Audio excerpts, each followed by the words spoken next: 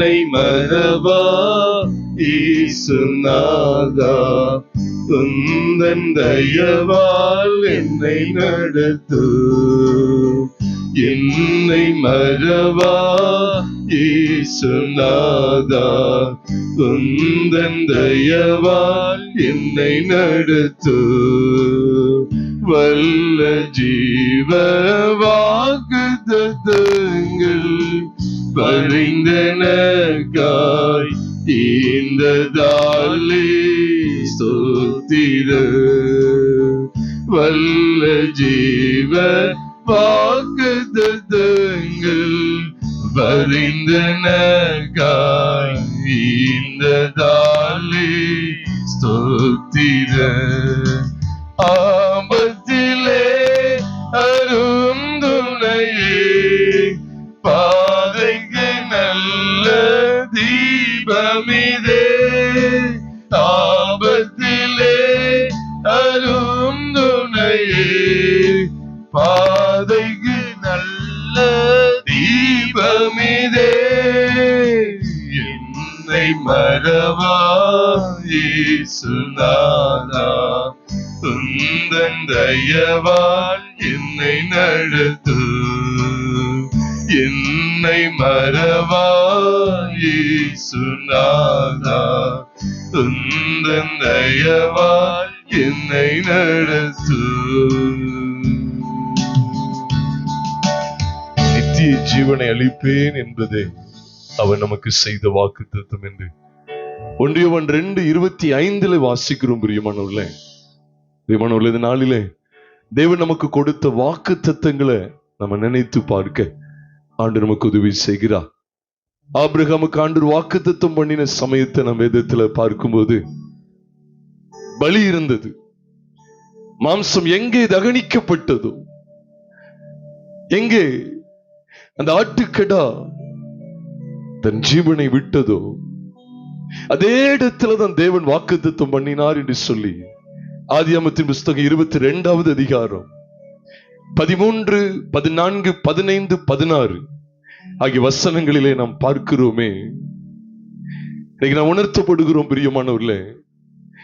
ஆதியாகமம் 22வது அதிகாரத்தில் எவ்விதமாய் பலியை தொடர்ந்து தேவன் வாக்குத்தத்தத்தை ஆபிரகாமோடு பண்ணுகிறார். ஆண்டவர் ஆபிரகாம் இடத்திலே வாக்கு பண்ணினதை நாம் பார்க்கிறோமே. அதே போல அதே காரியத்தை தான் எபிரேயர் 10வது அதிகாரத்திலேயும் ஆண்டவர் காண்பிக்கிறார். எபிரேயர் 6வது அதிகாரத்திலையும் காண்பிக்கிறார். எபிரேயர் 6வது அதிகாரம் முதல் வசனத்திலிருந்து பார்க்கும்போது கிறிஸ்துவை பற்றி சொல்லிய மூல உபதேச வசனங்களை காண்பித்து கொடுத்த பிற்பாடு ஆண்டவர் வாக்குத்தத்தத்தை குறித்து பேசுகிறத, அதில் விசேஷமாக ஆபிரகாமோடு பண்ணின ஆதியாகமம் 22வது அதிகாரத்தில் அந்த ஆட்டுக்கடா பலி செலுத்தப்பட்டதை தொடர்ந்து பண்ணப்பட்ட அதே வாக்குத்தத்தத்தை இங்க எபிரேயர் 6வது அதிகாரம் 13 மற்றும் 14 நாம் பார்க்கிறோம். தேவன் ஆபிரகாமோடு வாக்குத்தத்தம் பண்ணின போது, பிரியமானவர்களே, எதனை தொடர்ந்து இந்த வாக்குத்தத்தம், எதனை தொடர்ந்து தேவன் வாக்குத்தத்தத்தை தருகிறார்?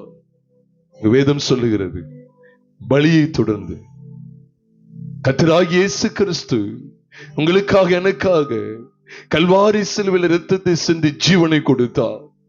அவர் நமக்காக அடக்கம் பண்ணப்பட்ட 3ஆம் நாள் உயிரோடு கூட எழுந்தார். இன்றைக்கும் நமக்காக உயிரோடு இருக்கிறார். அந்த ஆட்டுக்கடா பலியை தொடர்ந்து வாக்குத்தத்தம் சொல்லப்பட்டது மட்டும் இல்ல, அது உறுதியாக்கப்பட்டதும் என்று எபிரேயனாக்கியோன் காண்பித்து கொடுக்கிறார். ஆதியாகமம் 22வது அதிகாரத்திலே காண்பிக்கப்படுகிற அந்த ஆட்டுக்கடாவின் பலியை தொடர்ந்து காண்பிக்கப்படுகிற அந்த வாக்குத்தத்தத்தினுடைய உறுதிப்பாட்டு குறித்து, அந்த நிச்சயத்தை குறித்து எபிரேயர் 6வது அதிகாரம் 13, 14, 15, 16 ஆகிய வசனங்களை பார்க்கும்போது அன்று உறுதிப்படுத்துகிறார். ஆம் பிரியமானவர்களே, வாக்குத்தத்தங்கள் எல்லாம் கொஞ்ச நேரம் நாள தியானிச்சோமே.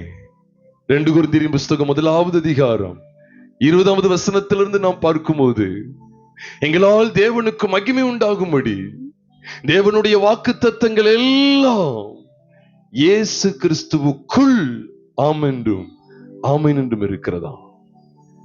அவருக்குள்ளதான் இயேசு கிறிஸ்து. நம்ம அடிக்கடி தியானிக்கிறது தான் இயேசு கிறிஸ்து. இயேசு என்று சொன்னால் மனுஷகுமாரன், மனுஷகுமாரனுடைய சாயல். கிறிஸ்து அவர் தேவகுமாரனுடைய சாயல். கிறிஸ்துதான் இன்னைக்கு, கிறிஸ்துதான் உங்களை என்னை மீட்கும்படிக்கு இந்த பூமியில இயேசுவாக மனுஷகுமாரனாக வெளிப்பட்டார். அதனாலதான் தேவனுடைய வாக்கு தத்தங்கள் எல்லாம் யாருக்குள்ளதான் ஆம் என்று ஆமீன் என்று இருக்கு தெரியுமா? இல்லைன்னா கிடையாது. இல்லைன்னா தேவனுடைய வாக்கு தத்தங்கள் நமக்கு பலிக்காது. தேவன் கொடுத்த வாக்கு தத்தங்கள் நமக்கு ஆம் அப்படின்னு சொல்லி, இல்லைங்கிறது இல்ல, ஆம் அப்படின்னு சொல்லி, ஆமேன் என்று சொல்லி யாருக்குள்ளதான் உறுதிப்படுத்தப்படுகிறது, நிச்சயிக்கப்படுகிறது என்று சொன்னால் இயேசு கிறிஸ்துவுக்குள் என்று சொல்லி 2 கொரிந்தியர் 1 அதிகாரம் 20 வசனத்திலையும் அதை தொடர்ந்துள்ள வசனங்களையும் பார்க்கிறோம். பிரியமானவர்களே, இயேசு கிறிஸ்துவுக்குள், கிறிஸ்துதான் இயேசுவாக இந்த பூமியில வெளிப்பட்டார். அதன் அறியணும் பிரியமானவர்களே. அவருடைய மாம்சம், அவருடைய சரீரம் நமக்காக அந்த கேடு அடைந்ததாய் கல்வாரி சிலுவையிலே பலியாக அவர் தொங்கினாரு. அதை நினைத்து பாருங்க பிரியமானவர்களே. நம்முடைய ஒட்டுமொத்த பழைய மனுஷனும், நம்முடைய ஒட்டுமொத்த பழைய வாழ்க்கையும், பாவ வாழ்க்கையும், அந்த ஒட்டுமொத்த பாவ வாழ்க்கை, பாவ தன்மை கொண்ட நம்முடைய பழைய மனுஷன் அவரோடு கூட சிலுவையில் அறையப்பட்டது என்று நாம் அறிந்திருக்கிறோம். ரோமர் 6:6 இதைத்தான் சொல்கிறது. நம் தேவனை ஆராதிக்கிற இந்த அருமையான தருணத்தில் ஒப்பு கொடுத்தலோடு கூட தேவனுடைய வாக்கு தத்தங்கள் 1-2 மட்டும் இல்ல, தேவனுடைய வாக்கு தத்தங்கள் எல்லாம், தேவனுடைய வாக்கு தத்தங்கள் எல்லாம் இயேசு கிறிஸ்துவுக்குள்ளதான். அதுதான் ஆபிரகாமுக்கு ஆண்டவர் வாக்கு தத்தத்தை சும்மா வெறுமனையா கொடுக்கல. அந்த கடாவை பலி செலுத்தின போதுதான், அந்த கடாவை, ஆட்டுக்கடாவை தன் மகனுக்கு பதிலாக, தன் குமாரனுக்கு பதிலாக பலி செலுத்தின பின்பு ஆண்டவர் வாக்குத்தத்தம் கொடுக்கிற காட்சியை ஆதியாகமம் 22:13 வசனத்திலிருந்து பார்க்கிறது எப்படியோ அதே காரியங்களை, அதே சம்பவத்தை எபிரேயர் 6வது அதிகாரத்தில் நாம் பார்க்கிறோம். 13-14 ஆகிய வசனங்கள்ல அர்ப்பணம் செய்வோமா? எல்லாரும் அப்படி அர்ப்பணம் செய்வோமா? ஆண்டவரே, இந்த பலி இல்லாம தேவனுடைய வாக்குத்தத்தத்தை நான் அறியவே முடியாது. கிறிஸ்துவாகிய இயேசு கிறிஸ்துவாகிய பலி இல்லாமல் அவர் எனக்காக என்னுடைய பழைய மனுஷனை சிலுவைக்கு கொண்டு போய் விட்டாருங்கிற அந்த வெளிச்சத்தை நான் அறிந்து கொள்ளாமல் வாக்குத்தத்தத்தை எல்லளவாகிலும் அறிய முடியாது என்பதை உம்முடைய வசனங்கள் மூலமாய் நான் பார்க்கிறேனே. அர்ப்பணம் செய்வோமா? இதைத்தான் நாம் சற்று முன்பாகவும் தியானித்தோம். எபிரேயர் 10வது அதிகாரத்துல முதல் வசனத்திலிருந்து ஏறக்குறைய 22 வசனங்கள் வரைக்கும் பார்க்கும்போது பழைய ஏற்பாட்டில் உள்ள பலியெல்லாம் யாருடைய பாவங்களை நிவர்த்தி செய்யக்கூடாம போயிடுச்சு. அது ஒரு பூரணத்தை உண்டாக்கல. இன்னும் குற்றம் உண்டுங்கிற ஒரு மனசாட்சி இருந்து கொண்டே இருந்ததான் பழைய உடன்படிக்கையில.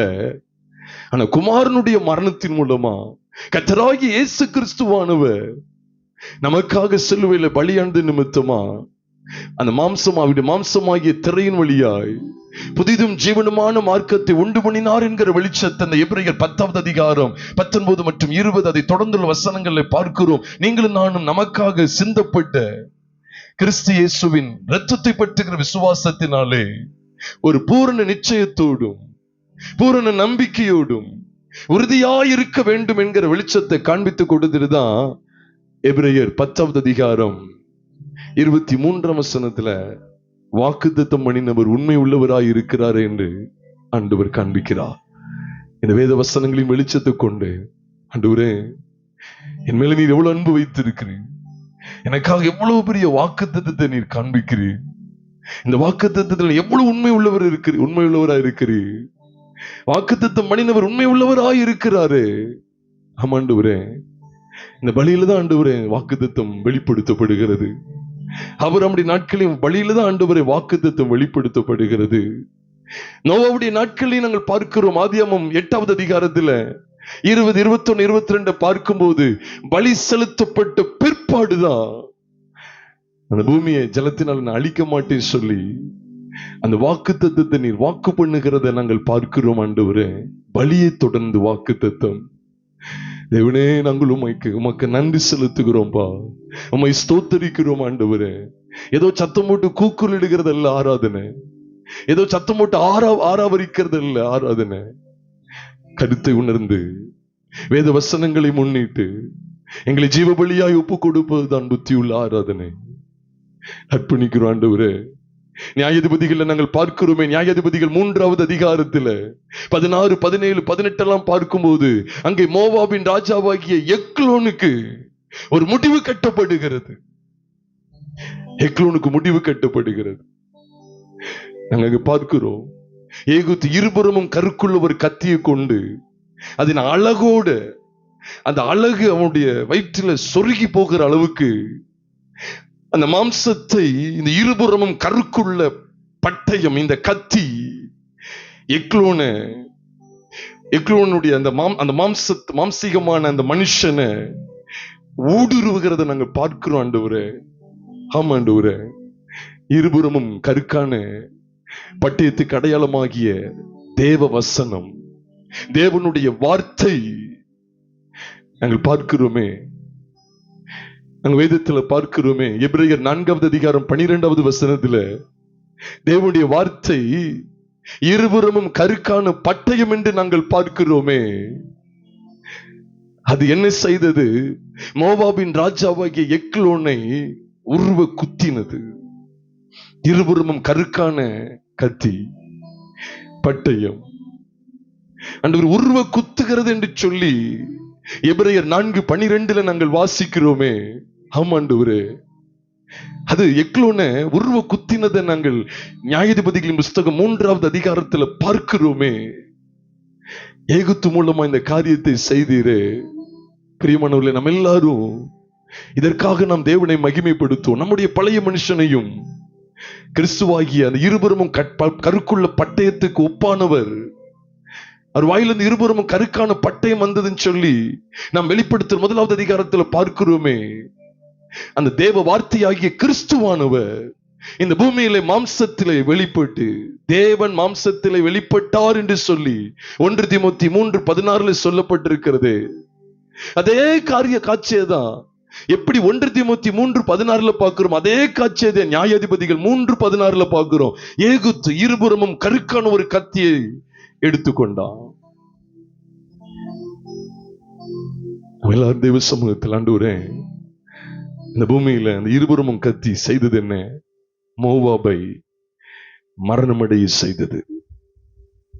மோவாபை மரணமடைய செய்தது. இந்த மோவாபியார் லோத்துடைய மகளுக்கு பிறந்த மூத்த குமாரன். ஆதியாகமத்தின் புஸ்தகம் 19வது அதிகாரம் கடைசியில நாம் பார்க்கிறோமே. நம்ம எல்லாரும் அதை பார்க்க முடியுமே. மோவாப் ஒரு மாம்சத்துக்குரியவன், அருவருக்கப்படத்தக்கவன், மாம்சத்துக்குரிய மாம்ச யோசனைக்கு உட்பட்டு மாம்சத்துல தங்களை கரைப்படுத்தி கொண்டு தேவனுக்கு பிரியமில்லாததை தங்கள் மாம்சத்திலே செய்து ஒரு சந்ததியை பிறப்பிக்கிறத, அந்த அவலட்சணமான காரியத்தை ஆதியாகமம் 19வது அதிகாரம் கடைசியில பார்க்கிறோமே. அந்த மாம்சத்துக்குரிய அந்த மனிதன் தான் மோவாப். அந்த மனிதர்கள் தான் மோவாப் மற்றும் அம்மோன் புத்திரர்கள். அந்த மோவாபின் ராஜா எக்லோன் இந்த இருபுறமும் கருக்கான பட்டயத்தினால் மடிந்து போனதை நாம் வேதத்துல பார்க்கிறோமே. இது எதற்கு ஒப்பனையா இருக்கிறது? இந்த காட்சி எதற்கு அடையாளமாய் காண்பிக்கப்படுகிறது? புது உடன்படிக்கையிலையும் பிரியமானவர்களே, ஏகுத்து என்கிற ஒரு இரட்சகனை எழும்ப பண்ணினது போல புது உடன்படிக்கையில இயேசு கிறிஸ்து அவர் தம்மையே பலியாய் ஒப்பு கொடுத்தார். எப்படி ஏகுத்திட்டு இருந்து இருபுறமும் கருக்கான கத்தி புறப்பட்டதோ, அதே போல இருபுறமும் கருக்கான கத்தி கர்த்தராகிய இயேசு கிறிஸ்துவிடத்திலிருந்து புறப்படுகிறத வெளிப்படுத்துற விசேஷத்துல நீங்கள் நானும் பார்க்கிறோமே. எவ்வளவு ஒரு வெளிப்பாடாய் ஆண்டவர் காண்பித்துக் கொடுக்கிறார். இன்னைக்கு நம்முடைய பழைய மனுஷனாகிய எக்லோனுக்கு இந்த மோவாபின் ராஜா மாம்சீகமான மனுஷனுக்கு அடையாளம், மோவாப் மாம்சத்துக்கு அடையாளம், மோவாப் பெருமைக்கு அடையாளம் என்று சொல்லி ஏசாயாவின் புஸ்தகம் 16வது அதிகாரத்தில் பார்க்கிறோமே. அவன் மெத்த பெருமைக்காரன் என்று சொல்லி மோவாபை குறித்து முதல் 4 வசனங்களிலே, முதல் 6, 7, 8 வசனங்களிலே காண்பிக்கப்பட்டிருக்கிறது. ஏசாயா 16வது அதிகாரம் முதல் பகுதியிலே காண்பிக்கப்பட்டிருக்க மெத்த பெருமைக்காரன். பிரியமானவர்களே, நமக்குள்ளே இருக்கிறது சுயம் என்கிற அந்த மாம்சீகமான மனுஷன், பழைய மனுஷன், அந்த மாம்சீகமான ஆதாம் கிறிஸ்துடனே கூட சிலுவையில் அறையப்பட்டது என்று நாம் விசுவாசிப்போமா? அந்த விசுவாசத்துலதான் நம் கர்த்தரை மகிமைப்படுத்த முடியும். நாம் அடிக்கடி தியானிக்கிற வசனம் தான் ரோமர் 6:6 சொல்லுகிறது, நாம் இனி பாவத்துக்கு ஊழியம் செய்யாதபடிக்கு பாவ சரீரம் ஒளிந்து போகும் பொருட்டாக நம்முடைய பழைய மனுஷன் அவரோடு கூட சிலுவையில் அறையப்பட்டது என்று அறிந்திருக்கிறோம். ஒப்பு கொடுப்போமா? அர்ப்பணம் செய்வோமா? வாக்கு தத்தம் செய்த கர்த்தரே, வாக்கு மாறா உண்மை நாதரே, வாக்கு தத்தம் செய்த கர்த்தரே, வாக்கு மாறா உண்மை நாதரே, வாக்கை நம்பி வந்து நிற்கிறோம், வல்ல ஆவி மாறி ஊற்றுவே, உந்தன் வாக்கை நம்பி வந்து நிற்கிறோம், வல்ல ஆவி மாறி ஊற்றுவே. தேவனே நீர் பெரியவர், தேவனே நீர் பரிசுத்தர், தேவனே நீர் நல்லவர், தேவனே நீர் வல்லவர், வாக்கை நம்பி வந்து நிற்கிறோம், வல்ல ஆவி மாறி ஊற்றுவே, உந்தன் வாக்கை நம்பி வந்து நிற்கிறோம், வல்ல ஆவி மாறி ஊற்றுவே. பாவிகள் துரோகிகளையா, பாவாத மக்களிதுயா,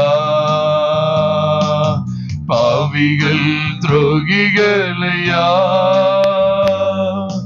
பாவாத மக்களிதுயா, பாதகரும் பாவம் போக்கவே,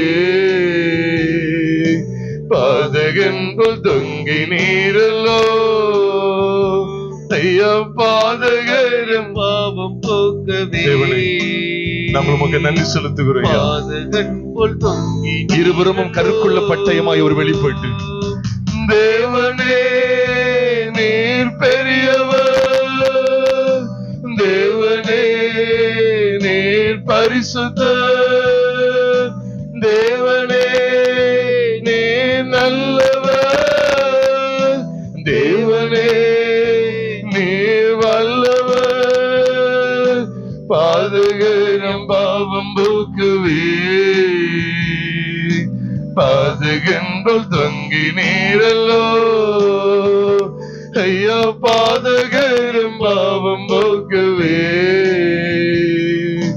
பாதகன்போல் தொங்கி நீரல்லோ. பிரியமானவர்களே, அந்த ஆராதனுடைய கடைசி பகுதியில் வந்து இருக்கிறோம். நம்மை நாமே கேட்டுக்கொள்ள வேண்டிய ஒரு விசேஷித்த ஒரு கேள்வி. என்னுடைய பழைய மனுஷன், என்னுடைய பழைய மனுஷன் ஆகிய எக்லோன் இருபுறமும் கருக்குள்ள பட்டயமானவராகிய தேவ வார்த்தையானவர் கிறிஸ்துவானவரால் மேற்கொள்ளப்பட்டிருக்கிறானா? கல்வாரி சிலுவையில என்னுடைய ஒட்டுமொத்த பாவத்தன்மை கொண்ட பழைய மனுஷன் கிறிஸ்துவுடனே கூட சிலுவையில் அறையப்பட்டிருக்கிறான் என்கிற வெளிச்சத்தை ரோமர் 6வது அதிகாரம் 6ஆம் வசனத்திலையும் கலாத்தியர் 2வது அதிகாரம் 20ஆம் வசனத்திலையும் நாம் பார்க்கிறோமே. வாழ்க்கை ஒரு விஷயம் ஆராய்ந்து பார்த்தவர்கள், ஆண்டவரே இந்த எக்லோன் மாம்சத்துல ஸ்துளித்து போய் கிடக்கிற அது கொளுத்து போய் இருக்கிற ஒரு குளிர்ச்சியான அறை வீட்டுல இருக்கக்கூடிய எக்லோன்கள் இருபுறமும் கருக்கான பட்டயத்தினால் கத்தியினால் ஆண்டவரே மேற்கொள்ளப்பட வேண்டுமே, அழிவை சந்திக்க வேண்டுமே. எங்களுடைய மாம்சத்துக்கு, எங்களுடைய மாம்சீகமான பழைய மனுஷன் கிறிஸ்துவுடனே கூட மரணத்தை சந்தித்து விட்டான் என்கிற அந்த வெளிச்சத்திலே நாங்கள் அனுதினமும் வாழ வேண்டுமே. அந்த காட்சியை தானே நியாயாதிபதிகள் 3ஆம் அதிகாரம் அந்த 16ல இருந்து நாங்க பார்க்கும்போது இந்த காட்சி எங்களுக்கு காண்பித்து கொடுக்கிறீர். மாம்சீகமானவன் குளிர்ச்சியான அறை வீட்டுல இருக்கிறான். நாங்களும் ஒருவேளை எங்களுடைய பழைய வாழ்க்கையை பார்த்த குளிர்ந்து போன அனுபவத்தில் இருந்தோம். குளிர்ச்சியான ஒரு அறை, குளிர்ந்து போன ஒரு அனுபவத்தில் அனலா இல்லையே. எங்களுடைய குளிர்ச்சியான அனுபவம் கொண்ட எக்லோன்கள்லாம் இதோ தேவ வார்த்தையாகிய கிறிஸ்துவினால் மேற்கொள்ளப்படுவார்கள் என்கிற அந்த விசேஷித்த வாக்கு தத்தத்தை நாங்கள் நியாயாதிபதிகள் 3லையும் பார்க்க முடிகிறது. ஆண்டவரே, குளிர்ச்சியான அனுபவத்தை நாடுகிற, குளிர்ச்சியான அனுபவத்திலேயே நிலை கொண்டிருக்கக்கூடிய, குளிர்ச்சியான அனலற்ற குளிர்ச்சியான நிலைமையில் இருக்கக்கூடிய இந்த எக்லோன் எல்லாம் இருபுறமும் கருக்கானவர் மேற்கொள்ள வேண்டுமே. தேவனே, எங்களை அர்ப்பணம் செய்கிறோம் அப்பா.